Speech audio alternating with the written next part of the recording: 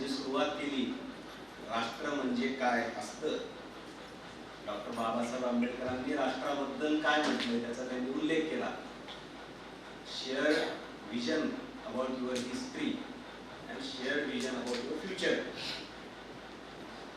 तुमच्या इतिहासाकडे बघण्याचा दृष्टिकोन आणि भवितव्याबाबतच्या आकांक्षा ह्याच्यात काहीतरी समानता असली पाहिजे, तर तुम्ही स्वतःला एक राष्ट्र म्हणून घेऊ शकता. आता हे राज्यशास्त्रीय विश्लेषण आहे. आता कसं ब्रेकिंग इंडिया फोर्सेस काम करतात वगैरे सगळं सरांच्या बोलण्यात आलं, पण आज जितके काही राष्ट्र आहेत जगभरामध्ये त्याच्यामध्ये जे अगदी बोटावर मोजणे आहेत की ज्यांना प्राचीन राष्ट्र म्हणता येईल, तो आपला भारत देश सगळ्यात प्राचीन राष्ट्र आहे. यात काही दुमत असूच शकत नाही. आता त्याचे दाखले अनेक लोकांनी दिलेले आहेत, ते सगळ्यात समोरच आहेत. आपल्या प्राचीन शास्त्रामध्येच म्हटलेलं आहे, उत्तरम यत् समुद्रस्य हिमाद्रेश्चैव दक्षिणम वर्षम तत् भारतम नाम भारती यत्र संतती. अजून एका ठिकाणी म्हटलेलं आहे, हिमालयम समारभ्य यावद हिंदू सरोवरम तत् देव निर्मितीम देशम हिंदुस्थानम प्रचक्षते.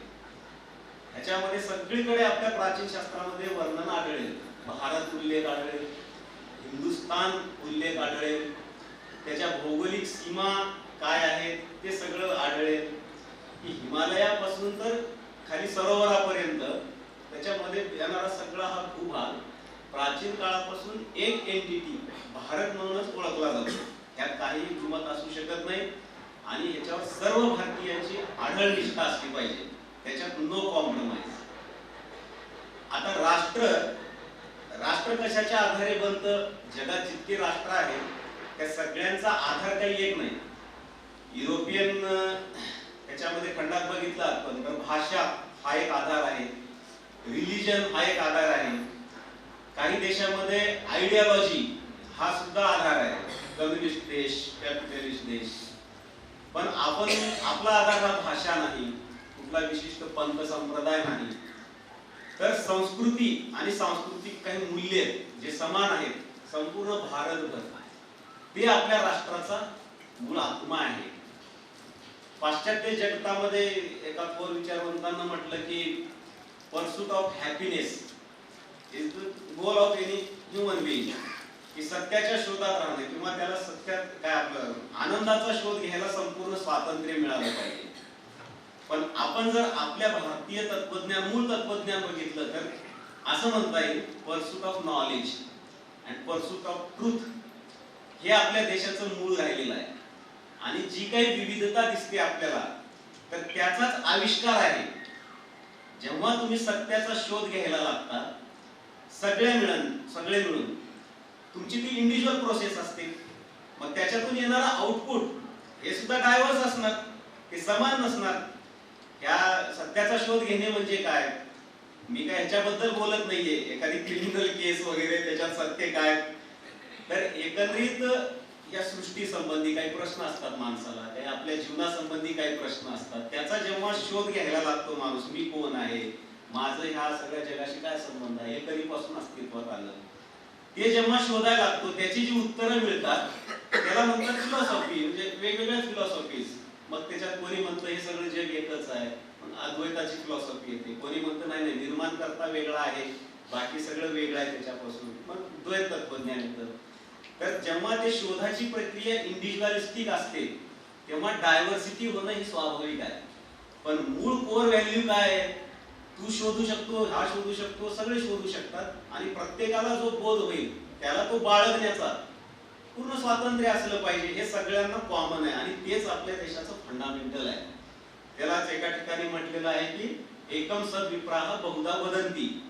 आता आधुनिक संविधानाच्या भाषेमध्ये विचार आणि अभिव्यक्तीचं स्वातंत्र्य, उपासनेचं स्वातंत्र्य, right to life and liberty हे सगळं त्याच्यातच येतं.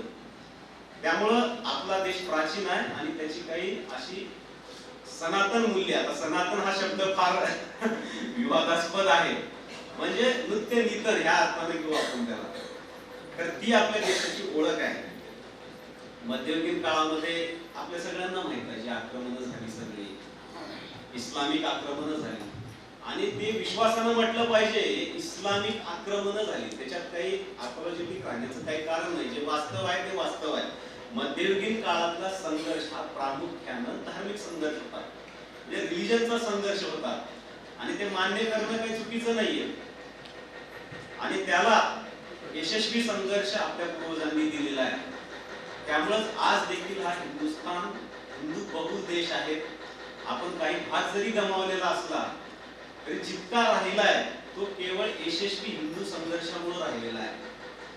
पुढे चालून ब्रिटिशांची सत्ता आली, परत आपण स्वातंत्र्यात गेलो. स्वतंत्र होत आलेला देश मराठा साम्राज्य बऱ्यापैकी खूप मोठ्या भूभागावर पसरलं होतं, आणि जवळपास 2/3 देश हा इंग्रजांनी मराठ्याकडून आणि शिखांकडून घेतला.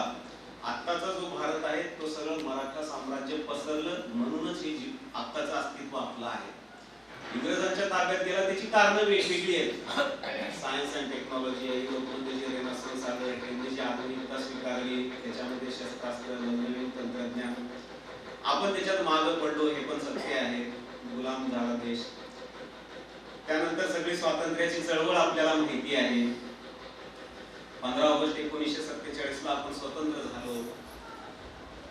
आता अनेक लोक असं म्हणतात की आपल्या देशाचा जन्मच हा जणू काही 15 ऑगस्ट 1947 ला झालेला आहे. त्यांचं सगळं विचारांचा आधार, चिंतन सगळं त्या आधारावर चालतं. त्यांचं मूळ प्रिन्सिपलच असं असतं की जणू हा देश काय 15 ऑगस्ट 1947 लाच निर्माण झालेला आहे. पण तसं बिलकुल नाहीये.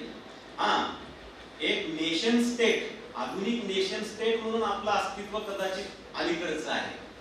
म्हणजे एवढा मोठा सांस्कृतिक राष्ट्र हे एक नेशन स्टेट म्हणून फार कधी राहिले असं नाही, हे पण वास्तविकता आहे. म्हणजे राजकीय ऐक्य ज्याला म्हणतात, एक केंद्रीय सत्ता लागते. तुम्ही एक राष्ट्र म्हणून एक समृद्ध आणि सुरक्षित जीवन जगायचं असेल तर तुम्हाला एक केंद्रीय सत्ता लागते. तशी प्राचीन काळापासून आतापर्यंतचा इतिहास बघितला तर फार कधी राहिलंय असं नाहीये. चंद्रगुप्तांच्या काळामध्ये वगैरे काही अपवाद सोडा, किंवा सम्राट अशोकाच्या काळामध्ये एका मोठ्या भूभागावर एकच राजकीय सत्ता अशी आली होती. पण सांस्कृतिक दृष्ट्या आपण अखंडपणे एक राष्ट्र आहोत. पूर्ण हिमालयापासून तर कन्याकुमारी पर्यंत बघा तुम्ही, किंवा इकडे गुजरात पासून नॉर्थ ईस्ट पर्यंत कुठेही बघा, सांस्कृतिक दृष्ट्या एकच आहोत. किंवा कुणाला विजा लागत नव्हता जायला इकडे. यात्रा जत्रा सगळं आपले जे धार्मिक सांस्कृतिक यात्रा वगैरे आहेत, ज्या उपासना आहेत, हे सगळं कसं विखुरलेलं आहे बघा. त्याच्यावरून अगदी स्वाभाविक आहे की आपण एक सांस्कृतिक राष्ट्र आहोत. पॉलिटिकल एंटिटीज वेगवेगळ्या होत्या, त्यांच्या सीमांसाठी वेगवेगळे त्यांच्या लढाया व्हायच्या, ते सगळं आहे. पण आधुनिक काळामध्ये एवढा मोठा भूभाग एका राजकीय छत्राखाली आला, हे ब्रिटिशांच्या काळात आला, हे पण सत्य आहे. त्यांनी आपली प्रचंड आर्थिक लूट केली, जसा उल्लेख केला तसे अनेक प्रकारचे डिस्टॉर्शन केले. पण एक काय म्हणता येईल त्याला, एक साईड प्रोडक्ट म्हणून आपण की प्रशासकीय दृष्ट्या आपण एक झालो, आणि एवढा मोठा भूभाग एका सत्तेखाली आला. नंतर स्वातंत्र्याची चळवळ माहिती, स्वतंत्र झाला, आपण एक संविधानिक लोकशाही आधारित संविधान स्वीकारलं, लोकशाहीचा स्वीकार केला.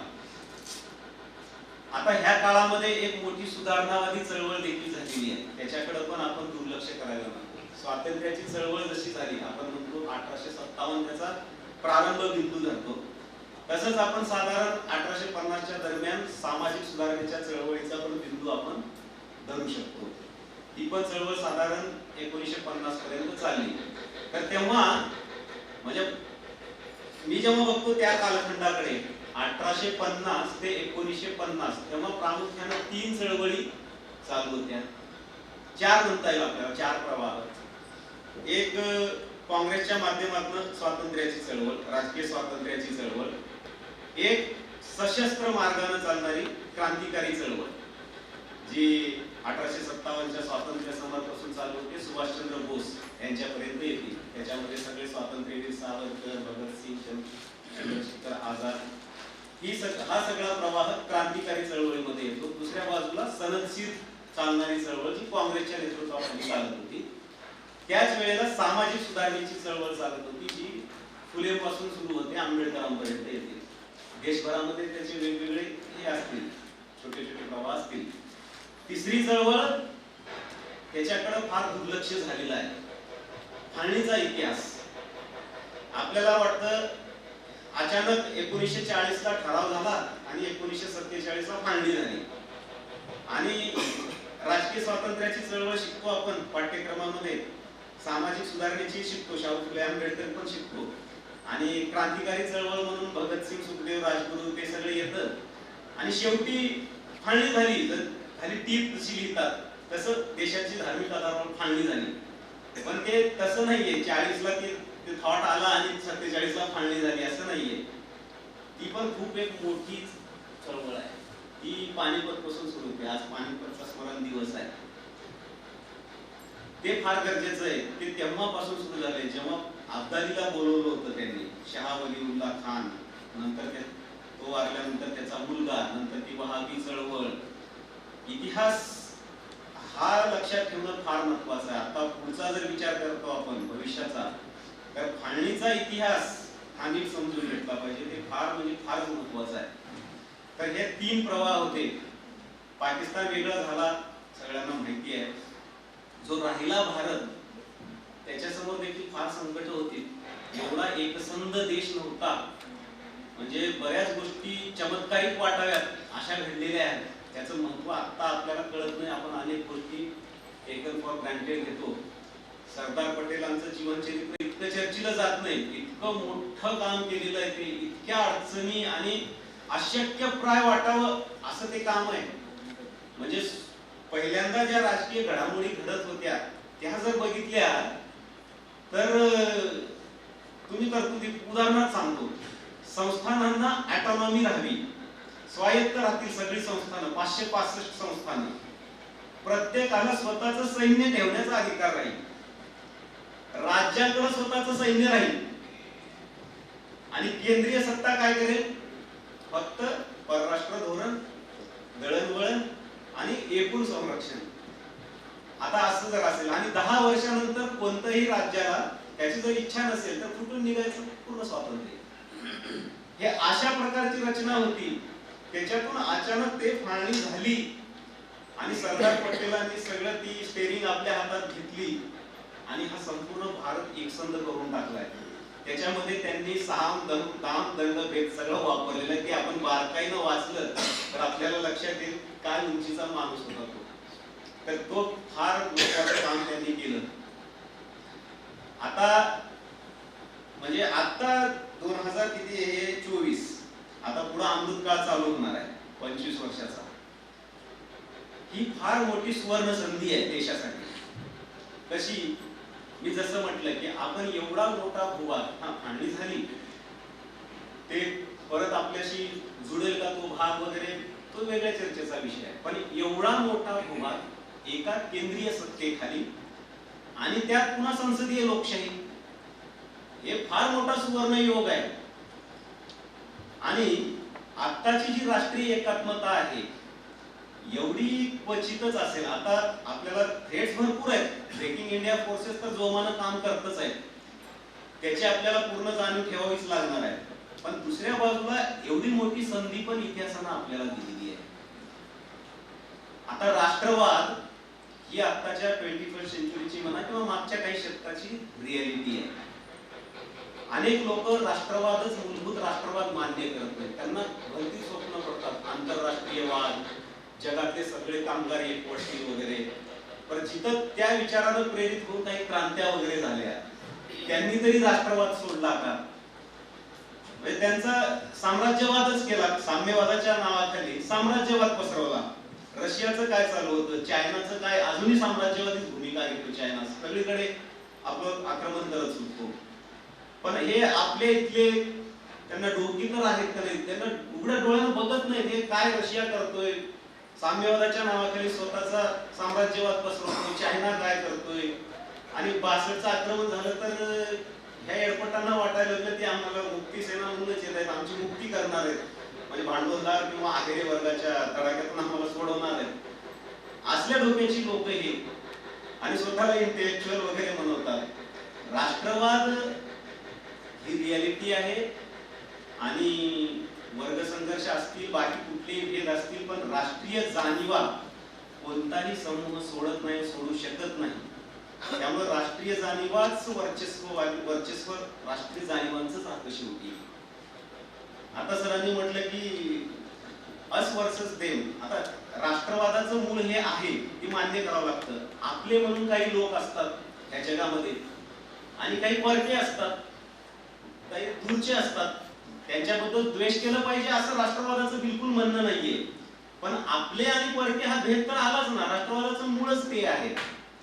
आणि आपले म्हटल्यानंतर एकदा राष्ट्रवाद स्वीकारला की ह्या सगळ्या आपल्या लोकांवर सर्वोच्च निष्ठा असायला पाहिजे. मग आपण सगळ्या ज्या छोट्या छोट्या निष्ठा आहेत त्या सगळ्या आपण डायल्यूट करून टाकल्या पाहिजे, ते विरघळून टाकले पाहिजे. आपल्या कुटुंबाची निष्ठा राष्ट्रनिष्ठेपेक्षा मोठी होऊ शकत नाही. गावाची निष्ठा, जातीची निष्ठा, जिल्ह्याची निष्ठा, प्रदेशाची निष्ठा, या सगळ्या निष्ठा दुय्यम, सर्वोच्च निष्ठा राष्ट्र.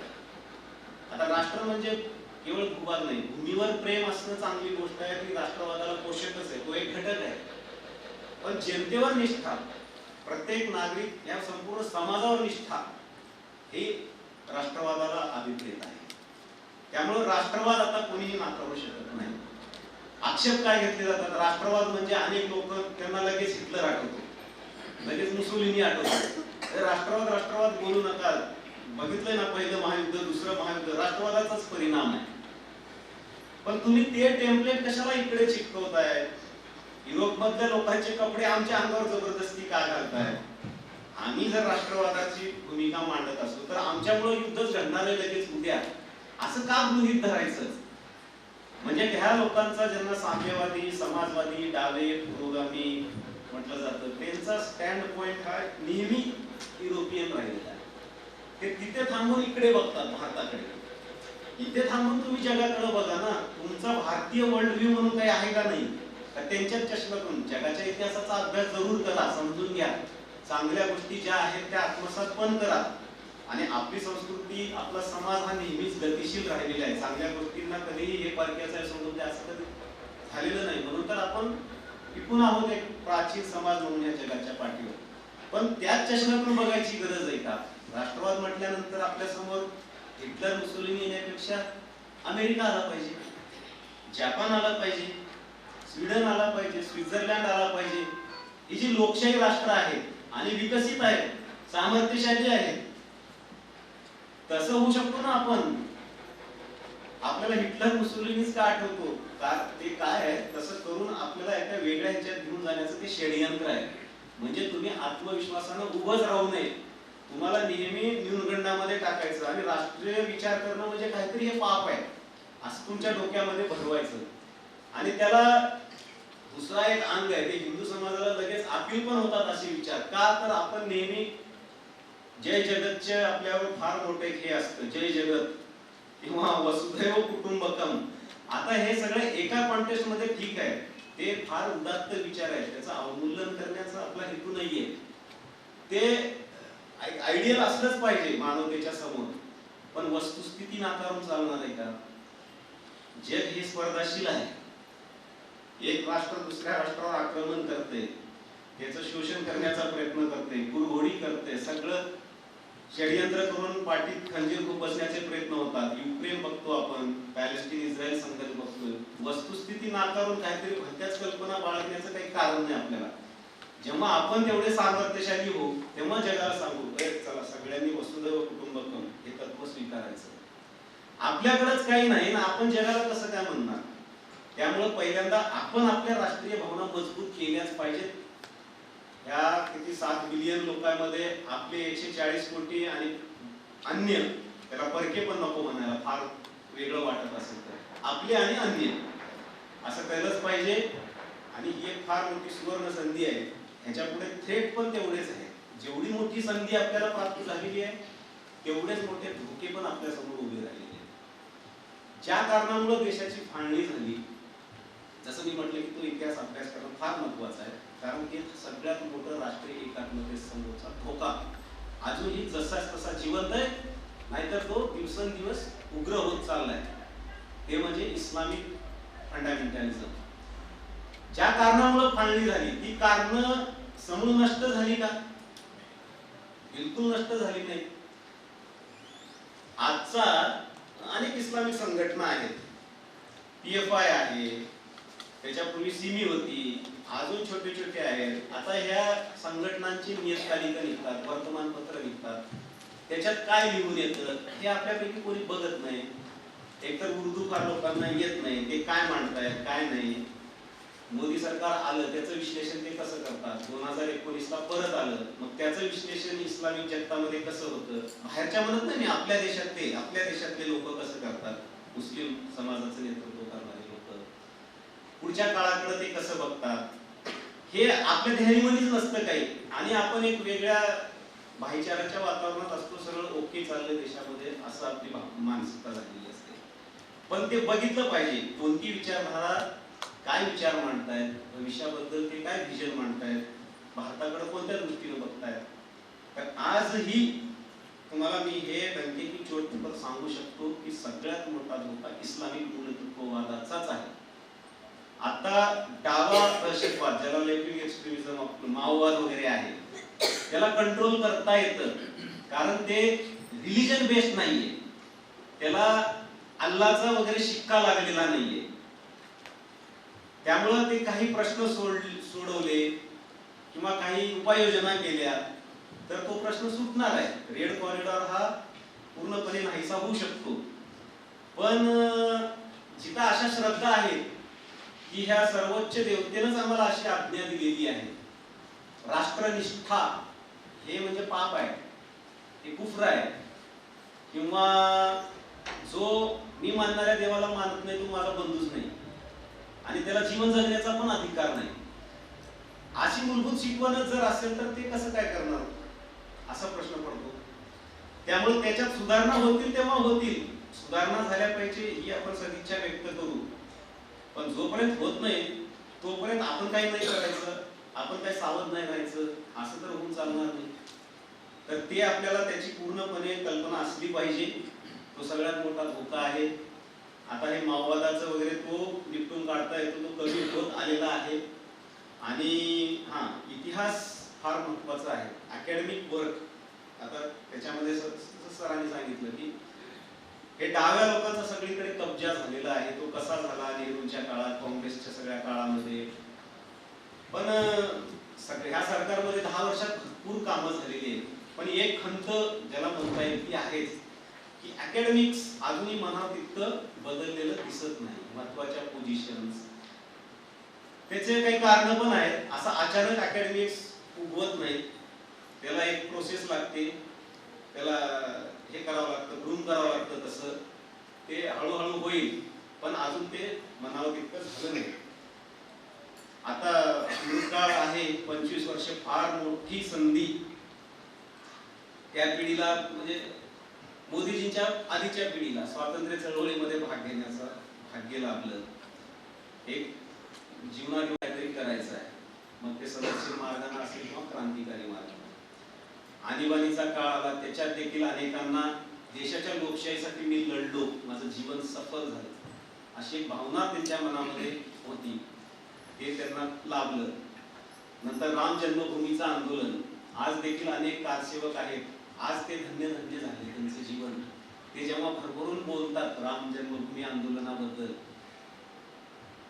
ते विटा वगैरे दिलेला फोटो वगैरे बघतो, त्यांना आता म्हणजे जीवनात बाकी काही मिळाले नाही मिळाले त्याचं काही वाटत नाही. त्यांच्या डोळ्यासमोर ते स्वप्न साकार होतं. किती मोठी गोष्ट आहे ही, म्हणजे तुम्ही फील करा की 500 वर्षाच्या संघर्षानंतर आणि ज्याच्यामध्ये स्वतःचं पूर्णपणे समर्पण होतं, एकदम ते सगळं पाडण्यामध्ये, ते सगळं आंदोलन हे करण्यामध्ये त्यांना आज किती जीवन कसं वाटत असेल त्यांना, की आपण काहीतरी केलं आयुष्यात.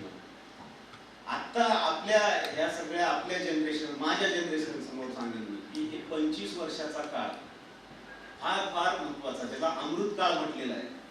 हजारो वर्षाच्या इतिहासामध्ये असे क्वचितच येत असतात. तर हा 25 वर्षाचा काळ आपण काय करतो? आता मी 35शीत आहे, 25 वर्षानंतर माझ्या आयुष्याला 60 वर्ष होतील.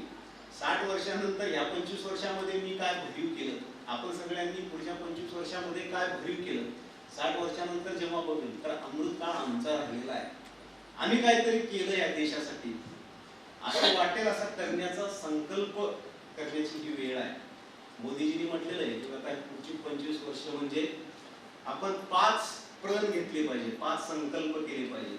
एक विकसित भारताचा संकल्प, दुसरा आपल्या गुलामीचे जे काही प्रतीक शिल्लक राहिलेले आहेत त्याच्यापासून आपल्याला मुक्ती मिळाली पाहिजे. उदाहरणार्थ बख्तियार खिलजी एवढं मोठं जगप्रसिद्ध विद्यापीठ पाडून सगळं नष्ट करून टाकलं, जाळून टाकलं, बेचिराग करून टाकलं. त्याच्या नावानं बख्तियारपूर शहर असते, बख्तियारपूर रेल्वे स्टेशन असते. अजून बऱ्याच गोष्टी आहेत अशा देशामध्ये की जे बघून आपल्याला ते हे झालं पाहिजे मनामध्ये, तरी अजून ते आपण बाळगतो अशा गोष्टी. तर गुलामीची जी प्रतीक आहे त्याच्यापासून मुक्ती, सांस्कृतिक वारसा पुन्हा एकदा नव्यानं उजाळला गेला पाहिजे.